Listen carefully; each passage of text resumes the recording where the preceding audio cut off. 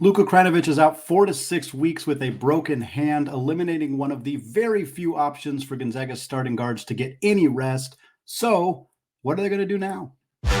You are Locked On Zags, your daily podcast on the Gonzaga Bulldogs. Part of the Locked On Podcast Network. Your team every day.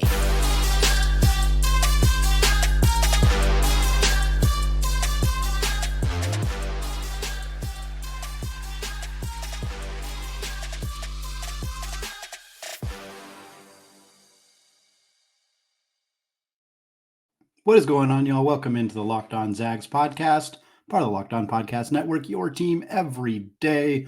I'm your host and longtime Gonzaga podcaster, Andy Patton, here to bring you news and updates on all things Zag athletics. We're going to discuss Gonzaga falling to number 15 in the AP poll, what we think about that ranking. We're also going to have an update on 2024 target Zoom Diallo, as well as some other Gonzaga recruiting updates.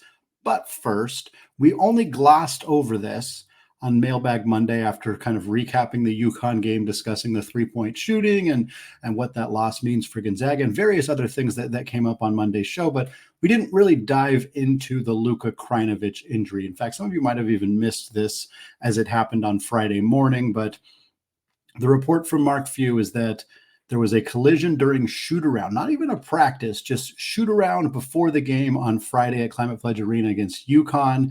And it turns out that Krajnovic has suffered a broken hand. The direct quote from Mark Few after the game, this question was asked by Theo Lawson of the Spokesman Review. Few said, "It just happened this afternoon, so I've got nothing for you there. It's going to be a while. Broke his hand in a non-contact shoot-around. It's kind of a tough break."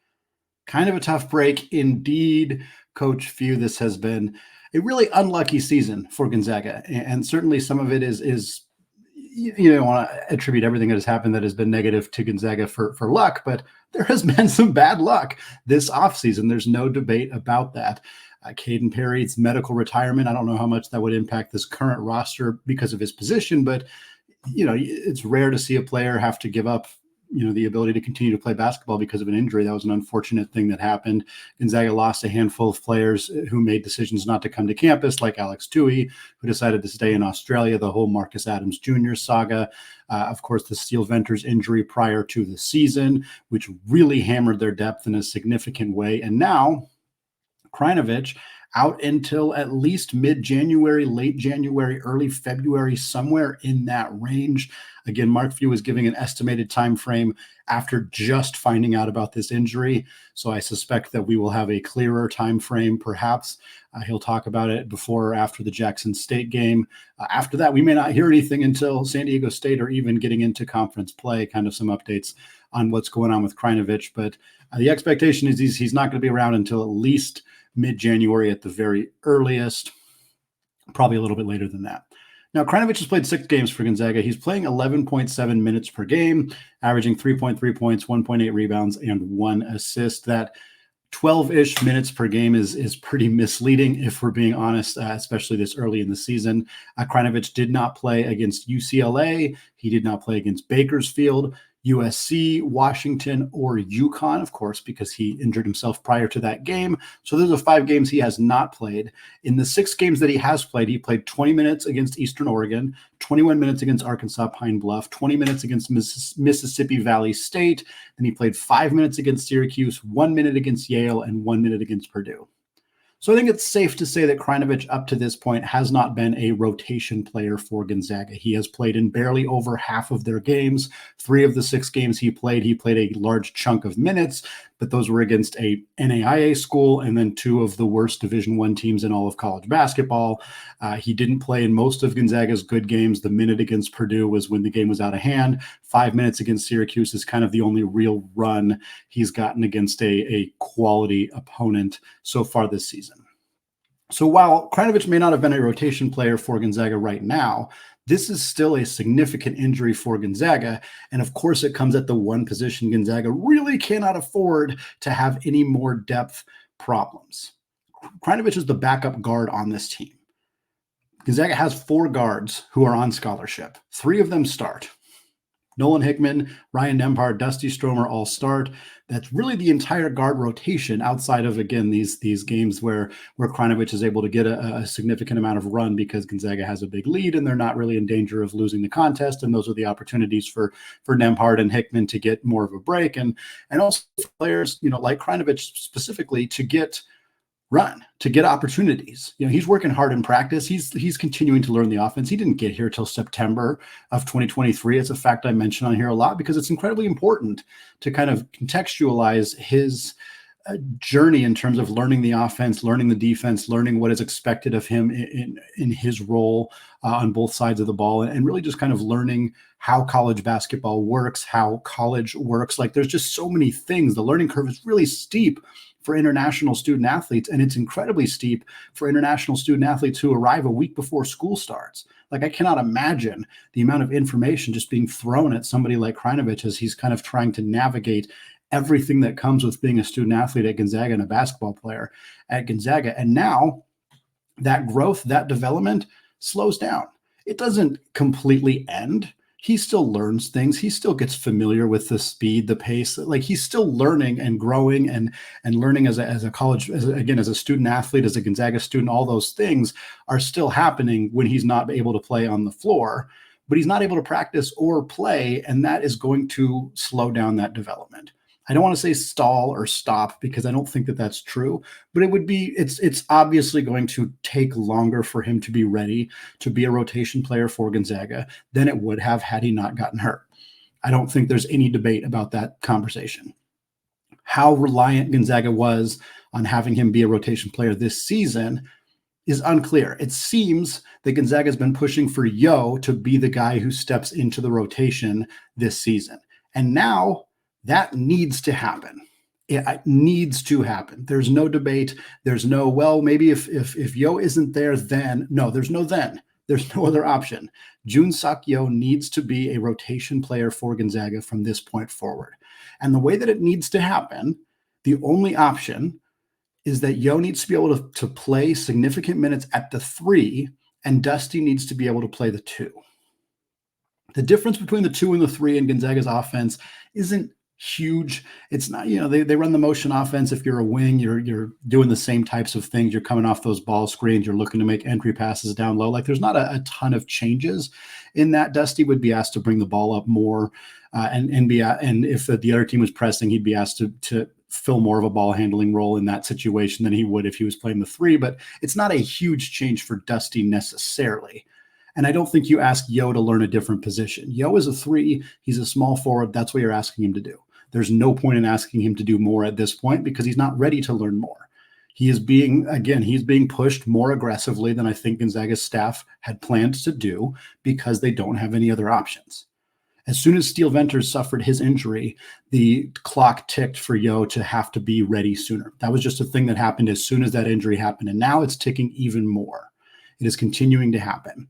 He is going to need to be able to play 12 to 15 minutes per night, every night, not just against Jackson State, not just against Pacific or Pepperdine. In those games, he might play 18 to 20. He might play 25 in some of those games, depending on if Gonzaga can build a big enough lead to coast in the second half. But even against the San Diego States and the St. Mary's and the Kentuckys, Yeo's going to need to play 12 to 15 minutes per night. Joe Few's not an option. Colby Brooks is not an option. I think there's a chance Joe Few maybe comes in the end of a first half in a game where they can use that to give Ryan Nembhard a longer break. Comes in the final 2 minutes of the first half. That way Nembhard rests for 2 minutes, then gets the entire halftime before he comes back in the start of the second half. We've seen Gonzaga do that before. We've seen Gonzaga do that with walk-ons before. Dustin Triano, I remember distinctly 6 or 7 years ago, would come in the last 4 minutes of the first half every once in a while to help give Gonzaga's guards a little bit of a break. So I think there's a chance Joe and maybe even Colby fill that role, but they're not going to become rotation players. The only player on this bench who is going to become a rotation player out of this is Yeo. And he's already started to do it, but now it's even more imperative. And I wrote in my notes, what does Yeo and Dusty need to do to fill those new roles? And for Yeo, I wrote, improve offensive decision-making, knock down more shots. And frankly, that's the same for Dusty. It's pretty much the exact same for both of those guys. I think Dusty's offensive decision-making is already pretty solid. Yeo's needs more work there. And it's just because he's still learning the offense and learning the system and just kind of getting familiar with Gonzaga basketball and college basketball in general. Dusty's offensive decision-making is pretty good, but the shots need to start falling. And they're far from the only two players on Gonzaga's roster where shot making is a big priority. Ryan Nembhard is an extreme example of that, as he's shooting about half his normal three-point percentage so far this season. So knocking down more shots is imperative for him. But for Gonzaga to, again, the loss of Krajnovic may not seem overly concerning for this year's roster over the next 4 weeks, but it does put more pressure on Yeo to step into that role right away. And I think that's one of the biggest X factors for Gonzaga for not only the next month of the season, but for the rest of the year, is how quickly Yeo is willing or is able to get into a position where he can be a consistent rotation guy for the Gonzaga Bulldogs. Well, Gonzaga dropped to 15 in the AP poll after their loss to UConn. Is that where they belong? Can they move back up? All of that and more coming up after a word from today's sponsor, eBay Motors. Folks, passion, drive, and patience, that's what brings home the winning trophy, and it's also what helps keep your ride or die alive. And eBay Motors has everything you need to maintain your vehicle and level it up to peak performance. From superchargers, roof racks, exhaust kits, LED headlights, and more, whether you are into speed, power, or style, eBay Motors has got you covered. And with over 122 million parts to choose from for your number one ride or die, you will always find exactly what you are looking for. Plus, with eBay's Guaranteed Fit, your part is guaranteed to fit your car every time, or you get your money back. Because with eBay Motors, you're burning rubber, not cash. With all the parts you need at all the prices you want, it's easy to turn your car into the MVP and bring home that W. Keep your ride or die alive at ebaymotors.com. Eligible items only, exclusions apply, and eBay's Guaranteed Fit is only available to U.S. customers. All right, folks, I want to thank all of you for making Locked On Zags your first listen or your first watch of the day. Shout out to those everyday listeners. Shout out to those of you on our Discord channel. Again, it is free to join. We're getting close to 300 members. We'd love to get there by the time the WCC season starts. So again, click that link in your show notes and hang out with us 24/7 there. Want to talk now about the AP poll, which of course came out on Monday. We knew the Zags were going to drop after losing their third game of the season to the UConn Huskies on Friday evening at Climate Pledge Arena. The Zags take a 5-spot tumble from number 10 in the AP poll down to number 15.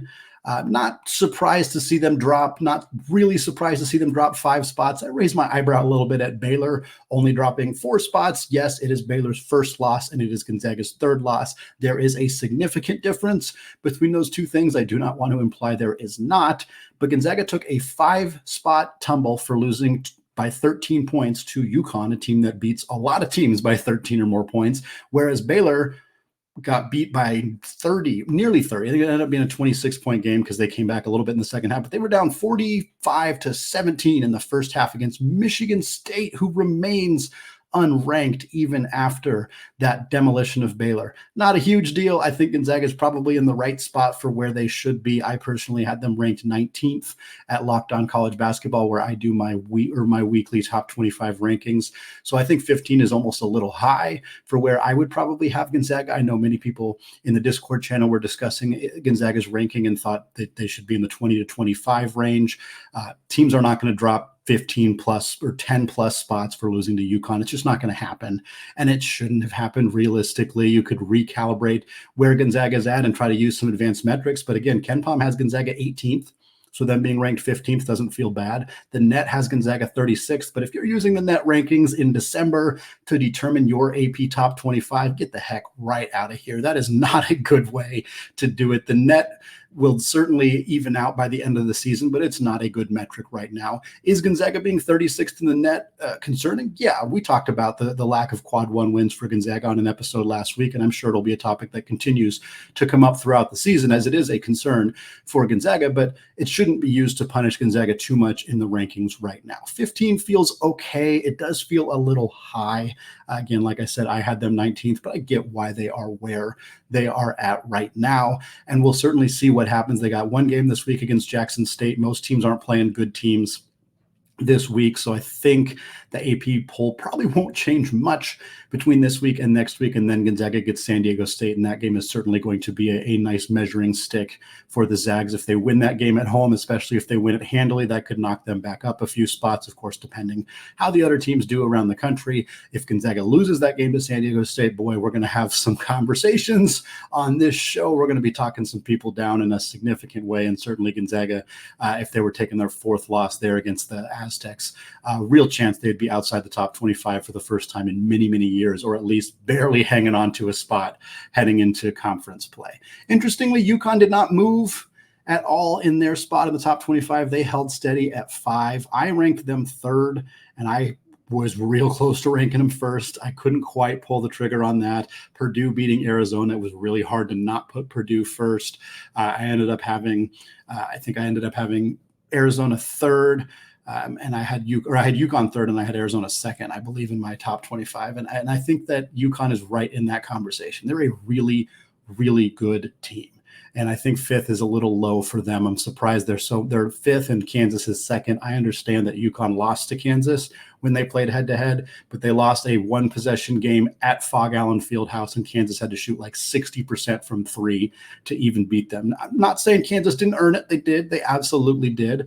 But I don't see that big of a spread between those two teams, and I certainly think UConn is one of the 3, if not 2, if not very best team in the entire country at this point.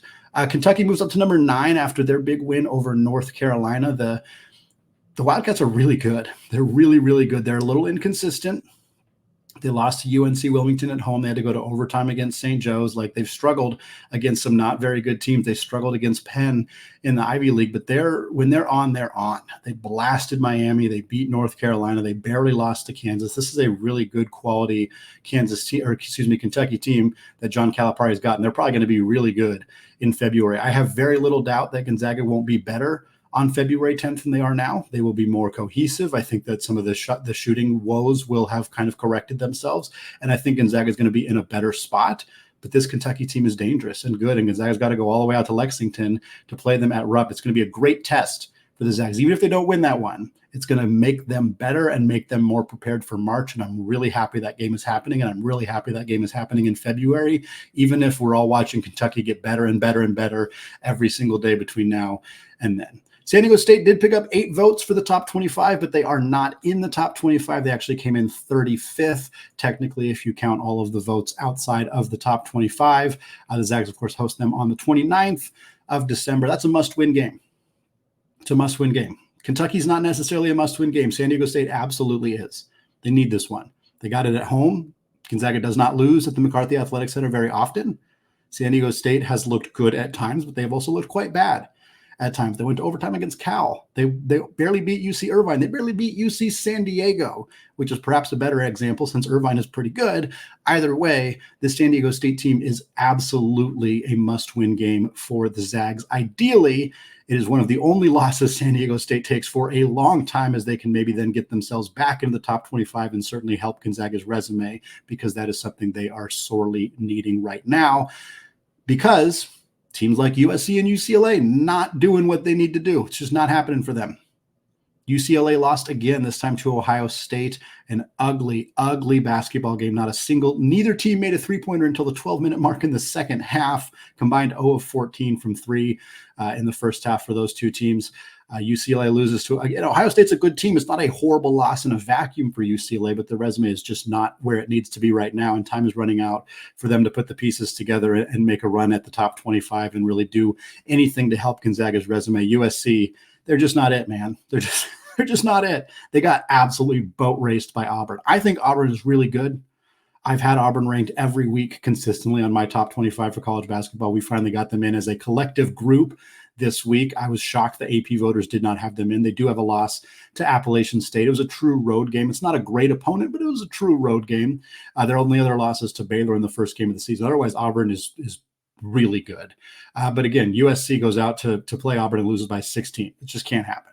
USC's bad. UCLA has not looked good yet. I have a little bit of hope that they might turn it around, but it's dwindling by the day, and it's just not helping Gonzaga. Washington barely helped Gonzaga. They had to go to double overtime against Seattle U, my other alma mater. Crushed for Seattle U for not picking up the win, although a tiny bit relieved because it would have hurt Gonzaga if Washington lost to Seattle U in that one. Seattle U also blew a 15-point lead against San Francisco. Had the chance to pick up two really big wins for the Red Hawks, blew both of them, unfortunately. But for Gonzaga, at least Washington gets that win. They still picked up 2 votes in the AP Top 25, but not sure they're going to get any more than that unless they pick up some serious wins coming into conference play. We're going to close out today's show discussing Zoom Diallo's upcoming college announcement and where Gonzaga is at with a handful of other recruits coming up right after this.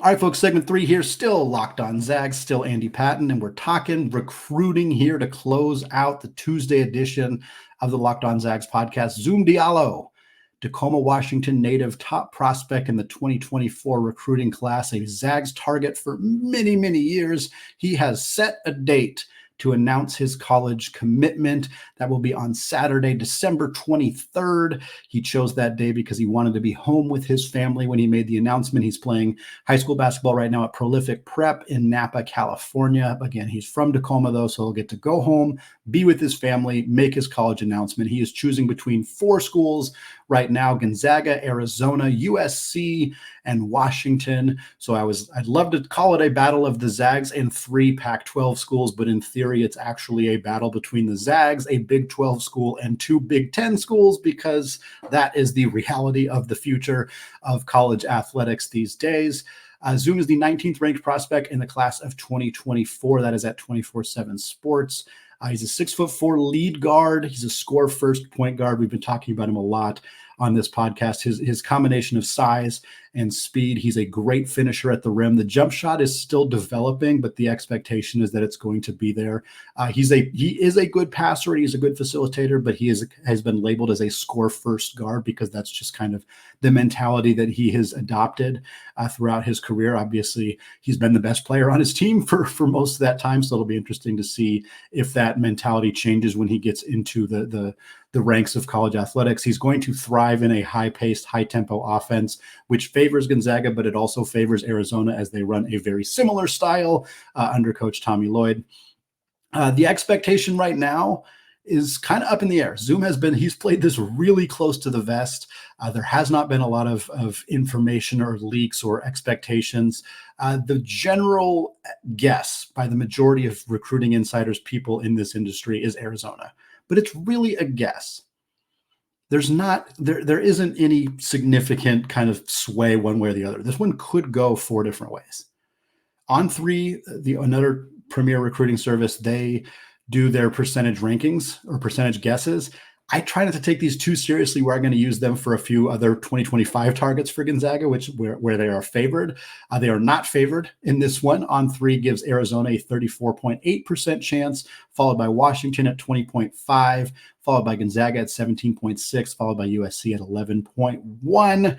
Again, I try to take these too seriously. I do think the general feeling from the industry is that Zoom is going to go to Arizona. It certainly is a good fit for him.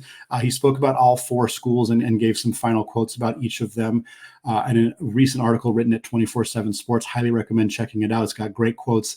I'll read what he said about Gonzaga in particular. He said, quote, "The whole coaching staff reaches out to me, and with Coach Barsh being a Tacoma guy, he's been good. Coach Few, everybody knows what they've got going on. They are a national powerhouse close to home, and they've been just trying to tell me that they want me to be the next Gonzaga great." You love to hear that. Certainly his quotes for the other programs are all somewhat similar. He said great things about Tommy Lloyd. He said great things about, getting the opportunity to potentially replace Isaiah Collier at USC. He talked about how close to home it would be to play at Washington. And a lot of the kind of speak that these players say when they're, not trying to give away their hands too much. So I don't know that you want to read too much into those quotes or anything like that, but it's going to be a compelling one. This has been a player Gonzaga has been interested in for a long time, and there's a chance he goes somewhere else. I think Arizona is the favorite here, and if he lands at Arizona, I know that there's going to be some hurt feelings, some feelings of doom, some fear there about Gonzaga's recruiting and things like that. And heck, when Gonzaga took Ryan Nembhard from Arizona, the Arizona fans freaked out and said Tommy can't recruit, he can't add players, like they're going to lose guys to Gonzaga. And then when Tommy gets guys, people do the same thing at Gonzaga. And that's just how it goes. Sometimes Arizona wins, sometimes Gonzaga wins. Every player that chooses one or the other is not some sign of some huge decline or some huge problem or some huge, overwhelming issue. I mean, remember how many years people said that Gonzaga is going to not be able to recruit internationally because Tommy Lloyd left? And now we have multiple international players on our roster. Like, it's just the overreactions to things like that. They're going to continue to happen. And I get it. And they're probably going to happen after the Zoom situation. If he does go to Arizona, obviously he may not. He may come to Gonzaga, which would be incredible. And we would have a very fun Christmas episode talking about Zoom if he makes that decision. But if he doesn't, it's not the end of the world, in particular because Gonzaga has their eyes on some really good other recruits, mostly in the class of 2025, starting with Isaiah Harwell. Isaiah Harwell is higher ranked in his class than Zoom in his. Isaiah Harwell is arguably a better potential fit for Gonzaga than Zoom Diallo. Harwell is a year behind. He could reclassify to 2024. That is certainly an option for him, and he has discussed it. He is currently he's currently set to visit Gonzaga on February 3rd for their game against St. Mary's.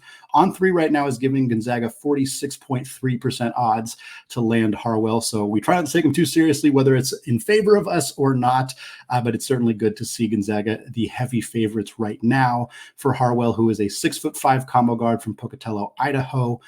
He's a fantastic player. Again, he's 6'5". He can play the point guard position, can play off the ball, has said a lot of really good things about Gonzaga in the past. He would be a monumental addition to this program, one of the highest ranked players they've ever added. I think he'd be third, if I'm not mistaken, behind Chet Holmgren, Jalen Suggs, and him. Hunter Salas is right. I'm not sure the comparison between him and Salas, so he's right in that conversation. But he'd be one of the best, highest ranked recruits in Gonzaga basketball history if they were able to land him. The Zags are also in on Nick Kamenia in the class of 2025. He has taken an official visit to Gonzaga for craziness this year, and then he took an unofficial visit to craziness last year. He is pretty much not being recruited he is being recruited by other people. I should say UCLA's made him an offer. There's a handful of other very good schools that have made him offers. I don't want to imply that Gonzaga is the only school interested in him, but it appears that this is kind of Gonzaga or bust at this point. On3 gives Gonzaga 78% odds. No other school is particularly close to landing Kamenia at this point. He looks like he's going to be a Zag. 6'7" forward from Harvard Westlake in California. Really talented player, has really kind of blossomed into his own. He's a 4-star right now, high 4-star, 48th ranked player in the 2025 class. So potentially two really, really good players joining the program in 2025. And this is worth pointing out regarding the 2024 recruiting class. And I know I've said this on the podcast before, and those of you who are everyday listeners have heard it, but I think it bears repeating whenever people look at the fact that if we don't land Zoom, there's a real chance we don't have a freshman joining the program in 2024. Gonzaga doesn't have roster spots. You can't be offering a bunch of scholarships to players if you don't have room for them. There is one player guaranteed to leave this team next year, and that is Anon Watson. I say guaranteed to leave because he has to. He can't come back. Every other player could come back. That does not mean they all will. It would be somewhat surprising if everybody came back. I'm not going to project who's not coming back. I don't know whether players transfer, whether they decide to go play professionally. Who knows what could or should or would or whatever will happen. But right now, Gonzaga is looking at the current roster and it has to project that everybody outside of Anon Watson could come back.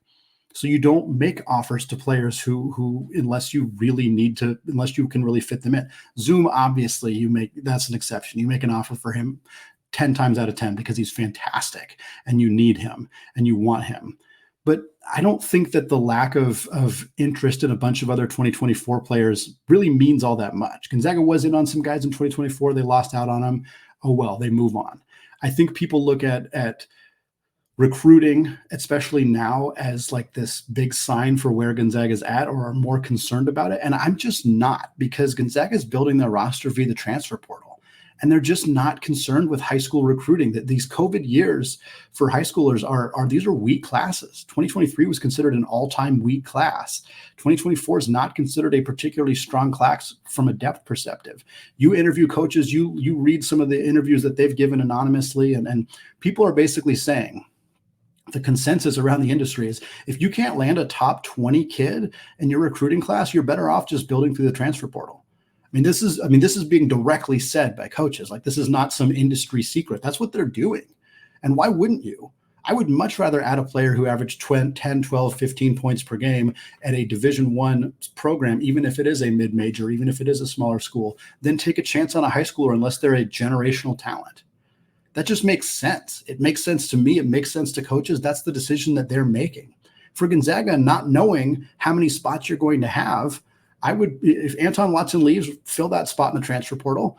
If anybody else leaves, fill that spot in the transfer portal and run it back. Go from there. And yes, Gonzaga last year wasn't able to do some of the things they wanted to do in the offseason, and that led to them going to a third alternative, which is overseas. They grabbed Krajnovic at the very end of the offseason. They grabbed Pavle Stosic even after that, very, very late in the offseason, and it wasn't even the offseason. The school year had already started when Stosic committed, but part of that was, they didn't expect Caden Perry's injury to be career-ending. They didn't expect Marcus Adams Jr. to show up and then leave. They didn't expect Alex Tui to not come to campus. Like, a lot of things happened late in the offseason last year that kind of just scrambled Gonzaga's plans a little bit. But I don't think that them not being aggressive in pursuing non-Zoom players in the 2024 class really means anything. And I think if they have a 0-person 2024 recruiting class, I don't think that that's problematic. If they also don't add anybody in the transfer portal or things, go haywire after that, sure, we can have some freak out panic moments later on. But right now, that is not something that is concerning me, especially when they have really good odds at landing 2 top 50 prospects in the class of 2025. That's going to wrap us up for today here on the Locked On Zags podcast. Thank you so much for making the show your first listen or your first watch of the day. Don't forget to hit that like button on YouTube. Leave a comment. Let me know you were here. Join the Discord channel if you have not done so yet. It is very much appreciated to have you all there chatting hoops with us 24/7. We'll be back on Wednesday with the preview of Gonzaga's game against Jackson State, a look around the WCC as well. Thanks again for listening. And until next time, as always, go Zags.